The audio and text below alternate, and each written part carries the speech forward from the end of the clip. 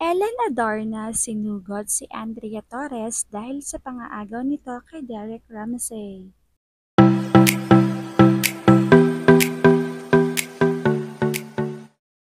Isang pangyayari na naman ang yumanig sa publiko matapos magkaroon ng tensyon sa pagitan ni Ellen Adarna at dating kasintahan ni Derek Ramsey na si Andrea Torres matapos nitong isiwalat ang pagkakaroon nila ng anak ni Derek.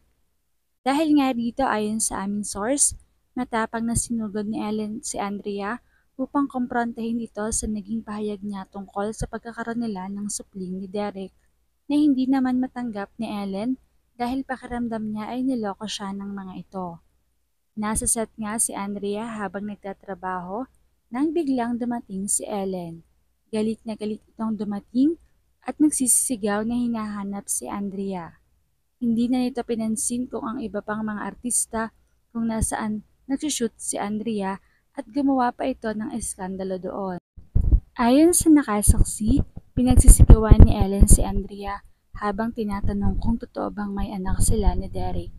Hindi raw naniniwala at maaaring paraan lamang ito ni Andrea upang mabawi si Derek sa kanya dahil alam niyang malaki pa ang pagmamahal ni Andrea kay Derek, kaya naman gano'n na lamang siya kadesperada na manumbalik ang pagmamahal nito.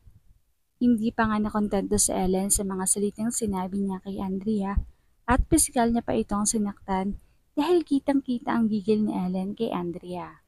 Agad naman itong napigilan ng mga co-artist ni Andrea dahil awang-awa na sila sa ginagawa ni Ellen kay Andrea.